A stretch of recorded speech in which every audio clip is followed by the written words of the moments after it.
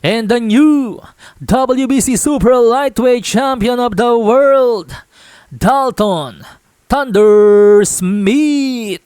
Yes mga amigos, ngayong araw po inupset at pinatumba ng undefeated British fighter na si Dalton Smith ang sinasabing boogeyman ng Super Lightweight Division na si Subriel Matias. Sa pamamagitan po ng 5th round knockout, inagaw po ni Smith ang WBC Super Lightweight title kay Matias.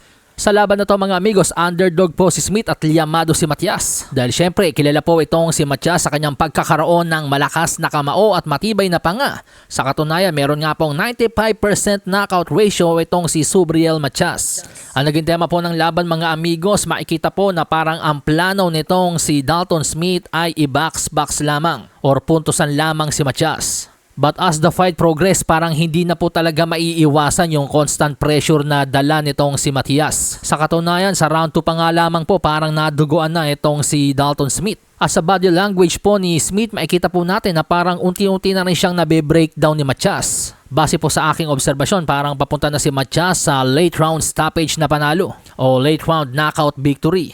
Pero laking gulat nga po ng mga manonood nang biglang indahin ni Matias ang suntok ni Smith. Maging ang mga commentators nga po, sinasabi nila na maling game plan ang maipagsabayan kay Subriel Matias. Dahil yan nga po talaga yung gustong-gusto ni Subriel, yung sumasabay sa kanya. Pero last 1 minute po sa 5th round, nang biglang kumonekta ang mga solidong suntok ni Dalton. Pagmasdang mabuti ang back-to-back 1 and 2 ni Dalton na talagang ininda ni Matias. Yan po makikita nyo, solid na solid talaga.